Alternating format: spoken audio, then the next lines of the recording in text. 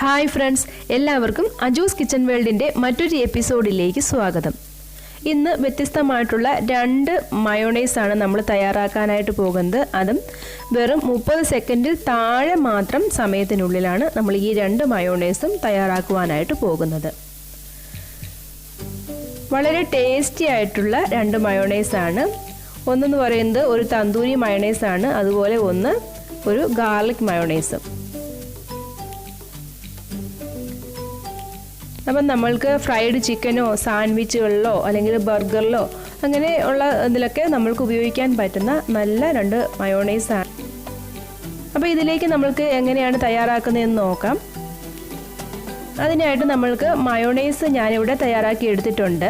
അപ്പോൾ മയോണൈസ് ഇത് എഗ്ലെസ് മയോണൈസാണ്. അതെങ്ങനെയാണ് തയ്യാറാക്കുന്നത് എന്നുള്ള വീഡിയോ ഞാനിതിന് മുമ്പ് ചെയ്തിട്ടുണ്ട്. അപ്പോൾ ഇതിലേക്ക് വേണ്ടത് ഗാർലിക് വേണം, ഒരു 3 അല്ലി ഗാർലിക്.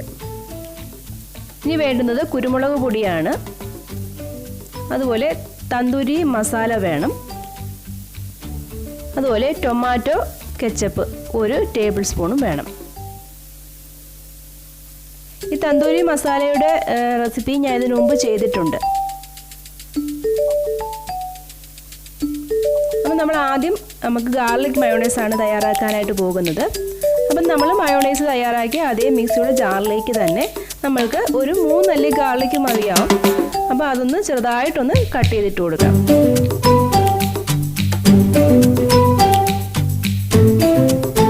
അതിലേക്ക് ഒരു 1/4 ടീസ്പൂൺ കുരുമുളക് പൊടി കൂടി നമ്മൾക്ക് ചേർത്ത് കൊടുക്കാം.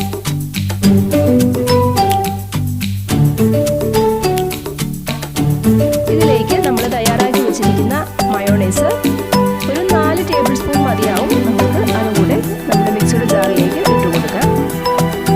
ഇനി അടച്ചു വെച്ച് നമ്മൾക്കൊന്ന് അടിച്ചെടുക്കണം.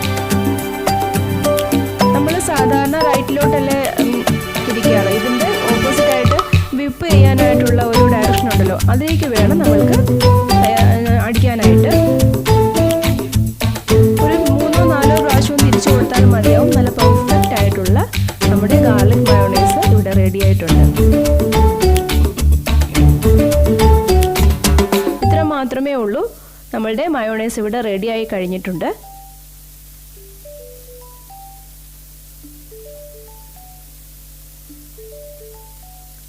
ഒരു 10 സെക്കൻഡ് സമയം പോലും വേണ്ട നമ്മൾക്ക് ഈ ഒരു മയോണൈസ് റെഡിയാക്കി എടുക്കുവാനായിട്ട്.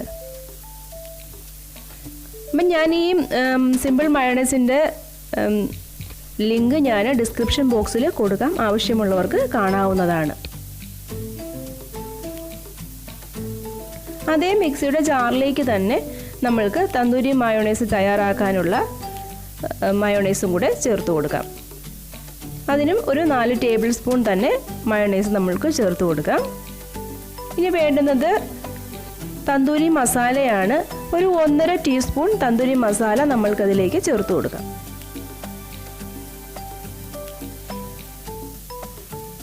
ഈ തന്തൂരി മസാലയുടെ വീഡിയോയുടെ ലിങ്കും ഞാൻ ഡിസ്ക്രിപ്ഷൻ ബോക്സിൽ കൊടുത്തേക്കാം.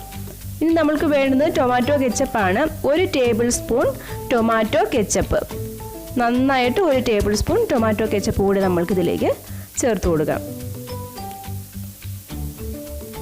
അതിനുശേഷം നമ്മൾക്ക് നേരത്തെ ചെയ്തതുപോലെ തന്നെ ഒരു 4-5 പ്രാവശ്യം മാത്രം ഒന്ന് വിപ്പ് ചെയ്യുന്ന ഡയറക്ഷനിലേക്ക് ഒന്ന് തിരിച്ചു കൊടുത്താൽ മതിയാവും. ഒന്ന് മിക്സായി കിട്ടിയാൽ മാത്രം മതി.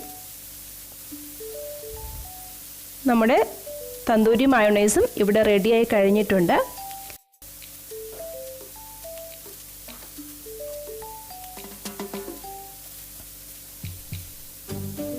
അപ്പോൾ നമ്മുടെ മയോണൈസ് ഇവിടെ റെഡിയായിട്ട് വന്നിട്ടുണ്ട്.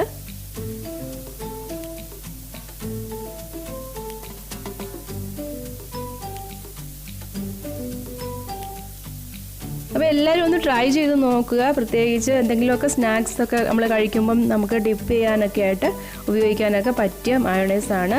അതുപോലെ നമ്മൾ സാൻഡ്വിച്ചോ ബർഗറോ ഒക്കെ തയ്യാറാക്കുമ്പോൾ ഇത് നമുക്ക് ഉപയോഗിക്കാനായിട്ട് പറ്റും. അതുപോലെ ചിക്കനൊക്കെ ഫ്രൈ ചെയ്യുമ്പോൾ സോസിന് പകരമൊക്കെ നമ്മൾക്ക് ഈ ഒരു മയോണൈസ് ഉപയോഗിക്കാനായിട്ട് പറ്റും.